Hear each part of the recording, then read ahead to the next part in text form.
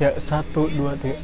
Hola guys, pagi kali ini gue bakal ngejelasin gimana sih tragedi si ZX25R ini bisa seviral itu, gitu guys. Jadi gue di sini bakalan jelasin kenapa sih si ZX ini bisa si viral itu dan kronologinya tuh gimana sih, gitu kan. Jadi pas pagi itu gue itu sebenarnya udah nggak niat banget nih pengen morning ride gitu kan. Pagi itu tuh gue udah nggak siap apa-apa. GoPro gue berantakan juga. Sebenarnya itu pas pagi itu tuh gue belum niat untuk nge-vlog gitu kan. Terus ya ditelepon di line lah sama teman gue kan. Yuk, ayo kita morning ride yuk gitu. Tapi ke arah Senayan, tapi tuh gue mager gitu. Tadinya gue pengen muter Cibubur doang. Dan akhirnya udahlah gue putusin untuk berangkat ke Senayan. Ke Senayan gue berangkat dan gue tuh emang pengen iseng juga kan. Awalnya tuh gue udah niat sih emang dari sebelum gue mesen ini dari gue mesen ini pas gue pre-order itu gue tuh udah ada pikiran kalau misalnya ini bikin konten dinaikin sensi ini pasti kayaknya lucu ya gitu ngikut. Gue tuh terinspirasi dari youtuber yang udah pernah naikin motor di bawah 400 cc ke sensi juga gitu kan. Gue terinspirasi dari Den Dimas yang naikin GSX 150 nya ke sensi. Banyak deh udah youtuber tuh yang melakukan hal yang sama kayak gitu juga guys. Jadi ketika ini viral tuh sebenarnya gue juga gimana ya, gue lucu aja gitu, juga lucu-lucuan. Emang ini video awalnya dibuat karena untuk lucu-lucuan juga.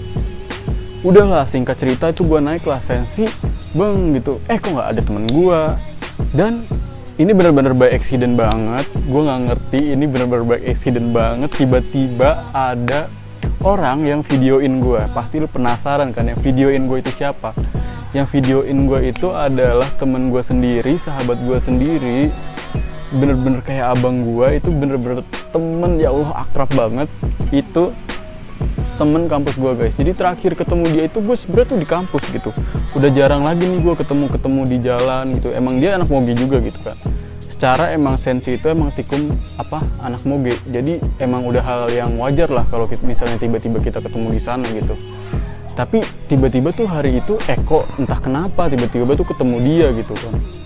Tiba-tiba dia videoin, di video itu gue terlihat jelas gue ketangkep satpam, diusir, dan videonya tuh lucu banget emang. Gue bilang ini tuh 200 cc tapi 4 silinder. Nah kalian juga banyak yang nanya kan, kenapa bang lu bilang 200 cc, bilang aja 600 cc, gimana ya guys? Ya gue sejujur-jujurnya aja gitu. Emang gue orangnya spontan aja gitu. Gue bilang 200 cc 4 silinder. Bener-bener gue spontan karena emang buat lucu-lucuan juga, buat konten. Jadi akhirnya gue ngomong lah kayak gitu. Udah nih, kalau yang kalian udah lihat vlognya pasti kalian paham deh kalau itu sebenarnya emang temen deket gue juga. Jadi tuh di media ini juga banyak yang salah nih nulisnya guys. Jadi dikiranya itu gue bener-bener kayak orang bego yang tiba-tiba naik sensi aja gitu. Kayak emang gue sengaja melakukan hal itu karena emang gue pengen sok moge gitu. Padahal tuh enggak, emang karena emang gue pengen lucu-lucuan aja gitu. Jadi masalah naik sensi ini ya sebenarnya tuh gue udah gimana ya, terbilang udah bosen juga sih sama sensi. Karena di sensi itu menurut gue udah kayak gimana ya, terlalu riweh. Dan sensi itu udah gak seenak dulu gitu. Gue tuh naik sensi udah dari tahun 2016 guys. Dulu gue awal main moge itu tahun 2016. Di sensi itu Starbucksnya masih di atas, masih seru banget deh. Pokoknya vibes-nya tuh masih seru banget. Kalau sekarang tuh kayak udah rada berkurang karena Starbucksnya juga udah pindah ke bawah. Terusnya pizzanya juga udah nggak ada gitu kan, udah pada pindah ke bawah semua lah rata-rata. Jadi tuh motor itu kurang gimana ya, kurang direct ke kita gitu. Jadi kurang kan, kita kan hiburannya itu kan ngeliat motor, denger suara motor lewat, itu kan lebih seru gitu kan. Sedangkan itu akhir-akhir ini gue tuh lebih sering ke Campville gitu kan. Campville itu secara tempatnya adem, enak, tempat makanannya juga deket sama motor gitu. Jadi kita bisa lihat motor juga, lihat orang motor modif bagus-bagus gitu kan, buat referensi juga gitu. Lucu gitu kalau buat diliatin. Dan akhirnya pun udahlah gue turun dari sensi itu gue bener-bener gimana ya, urat malu gue udah putus sih di situ. Bener-bener urat malu gue udah putus. Akhirnya gue bener-bener malu. Terusnya gue udah cabut, terusnya gue lanjut lagi lah ke Campville. Itu juga gue diusir juga tuh dari Campville. ternyata emang motor ini bener-bener seviral itu guys. Bener-bener seviral itu, semua sapam udah tahu. Bener-bener. Jadi pas hari itu juga sebenarnya yang diusir itu, maksud gue yang naik ke Sensi itu bukan gue doang. Ada Mas Ano juga, ada Harald juga yang naik, ada dari The Bike Brother juga yang bawa ZX25R juga. Jadi tuh ada 4 motor kalau nggak salah deh yang naik Sensi pada hari yang bersamaan itu. Dan benar-benar sapamnya tahu, dan mereka semua juga, gak gua doang yang diusir, mereka semua juga diusir dari Sensi gitu. Jadi aduh, gue bener-bener gimana ya, sebenarnya lucu-lucuan aja sih. Naiknya itu awalnya gara-gara akun Hujat Baper tuh, di repost sama akun Hujat Baper, masuklah ke media meme otomotif gitu kan, otomotif apa aja lah, pokoknya macem-macem lah, apa Grid Auto, terusnya yang terakhir ini gue sampai masuk detik.com, gila banget, bener-bener masuk detik.com, terusnya gue di repost sama akun repost yang lagi viral-viral gitu, yang followersnya jutaan. Jadinya emang video ini makin up lagi, makin up sampai bener-bener gimana ya, semua, menurut gue ya, semua se-Indonesia ini udah pada tahu nih motor gara-gara itu. Dan juga rame di Facebook. Sebenarnya tuh yang paling rame juga awalnya gara-gara di Facebook gitu. Secara Facebook mungkin untuk komunitas motor tuh masih kuat banget ya di Facebook gitu. Masuk di Hujat Otomotif di Facebook. Di situ tuh barulah muncul komenan-komenan, lu sok moge, sok apa, lu ngapain beli motor buat parkir doang gitu kan. Ya, jujur gue pas di situ gimana ya, gue baca komen itu lucu-lucu banget gitu. Jadi emang gue pure buat lucu-lucuan, gue juga nggak tersinggung digituin karena emang itu juga perbuatan gue, emang niatnya buat lucu-lucuan.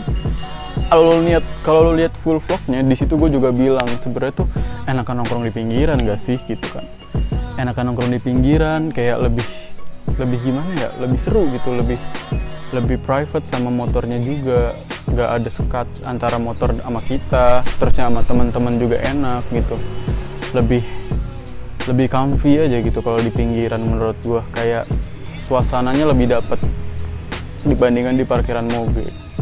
Terus pada nanya juga, bang, nah ini yang orang masih awam juga ya, ini sekalian gua jelasin nih, bang, kenapa sih harus ada parkiran moge gitu kan, pada nanya juga.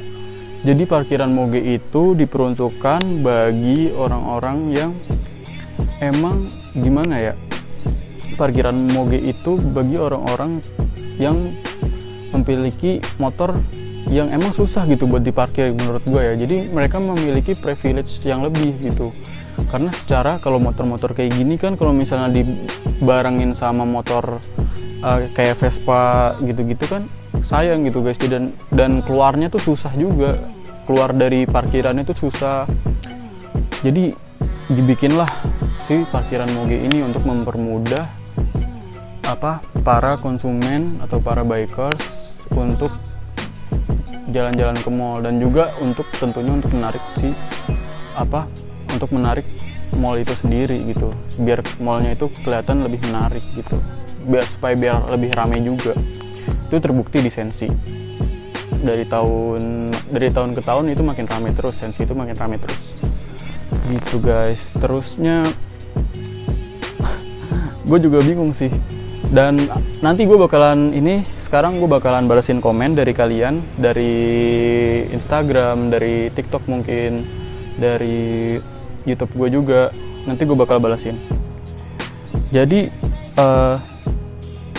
kenapa sih tiba-tiba gue bisa bikin YouTube itu, karena emang awalnya itu gara-gara corona ini kan. Corona ini tuh bener-bener bikin gue gimana ya, apa-apa work from home gitu kan, dan akhirnya gue memutuskan untuk iseng lah bikin TikTok. Awal gue bikin, tiba-tiba kok lumayan nih yang lihat, terusnya gue bikin lah, upload setiap hari iseng gitu kan. Udahlah, upload apa aja lah, upload lah, kok lama-lama makin rame nih, dan influence-nya itu sangat berpengaruh gitu. Dan akhirnya di TikTok itu pada bilang, bang, kenapa nggak bikin YouTube aja, dan akhirnya gue bikin ini YouTube gue, channel gue. sekarang gue bikin sebenarnya tuh gue udah wacana gue dari tahun 2017 itu gue bikin YouTube itu, tapi selalu gagal karena terbentur kesibukan juga. Jadi akhirnya gue baru putuskan untuk bikin YouTube sekarang ini karena juga gabut gitu kan, work from home.